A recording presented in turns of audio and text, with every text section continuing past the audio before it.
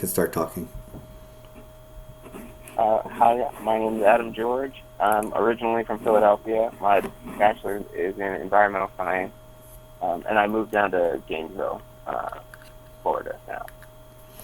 So this project, as my introduction says, began with a focus on creating an experience that fits Nippon School. So I wanted to build a natural building that was just a pleasant experience, and I wanted to create some opportunities for the kids to be able to play on the building as well. This is the plan for the whole site. The kindergarten is the kind of L-shaped building that's right in the center of the site. And some interesting spots around this are to the north. There's the Green Hills, which is in the rain garden, which are just pleasant views for the kids, especially. So I have large windows on that side.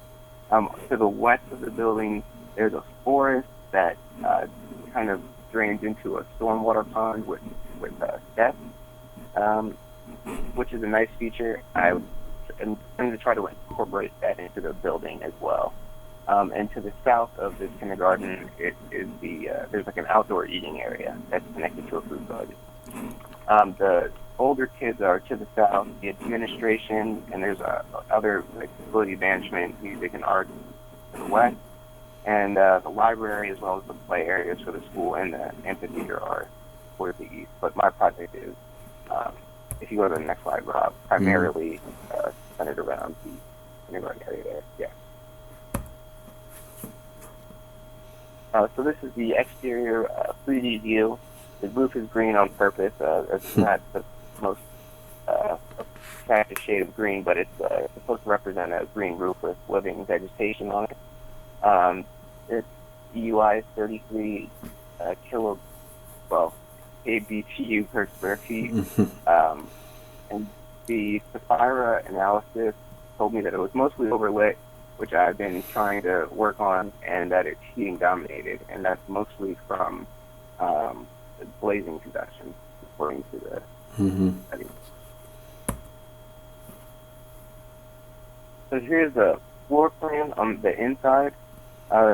So in the morning, the parents, I'm assuming, will drop their kids off mostly from the north side because that's closer to the parking lot. But the south, so there's a vestibule there where the kids can come in.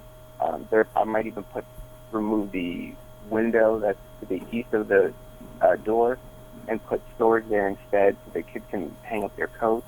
But I was worried about space, so I thought that there probably be enough space where I have storage marked out on the west side. But the area is pretty much divided into two large areas for the kids. One is the open play area, which is next to the storage, which will have books or little games for them to play with and things like that. But it's meant mainly to be kept open because it's kindergarten. The teacher's area is kind of in a spot where the teacher can see everything, whether it's the sit-down learning area, the door to the eating area, the vestibule, and then the sit-down learning is in the south to get the most daylight and so that the kids can see what they're doing on their desk. Yep. So the roof monitor is kind of one of the key features of the design, and the idea is for daylighting and for ventilation. So for daylighting, for obvious reasons, to bring the sunlight deeper into the core of the building, and for ventilation, I want to have a solar fan.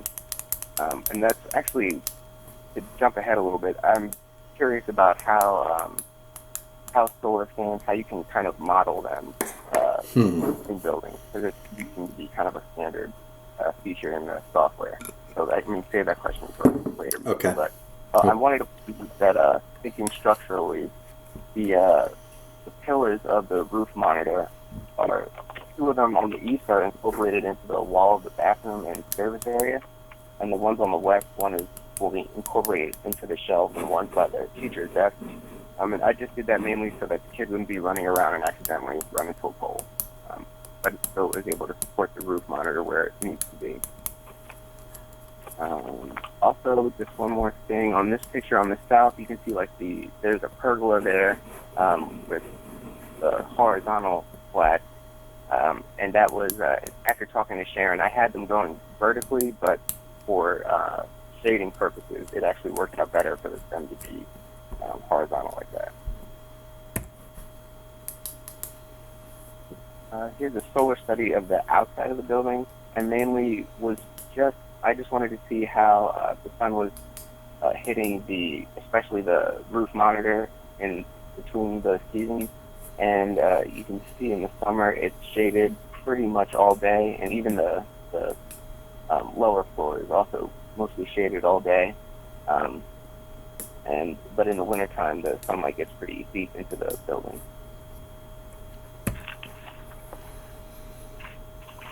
And here are just two interior perspectives to see what it actually kind of looks like in the classroom.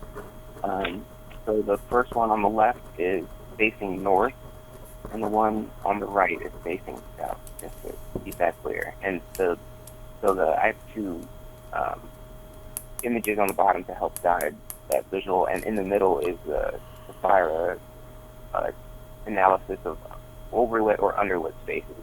So it's the best reference is the image on the left. So the dark spots are the bathroom, obviously, and where I have areas marked out for storage. And the storage is not just going to be, a closed thing. It'll probably have shelves, but I wanted to get just the surface in there so you can see how that looks. Yeah, got it.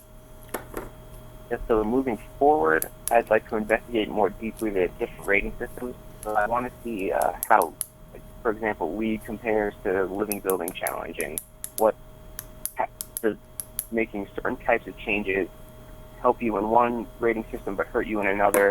And so I just kind of want to compare across these systems in reference to changing different features of the building, like what types of changes will make the most significant effect for your rating in LEED versus your rating in Living Building Challenge. That's where I think I'm headed. Okay, great.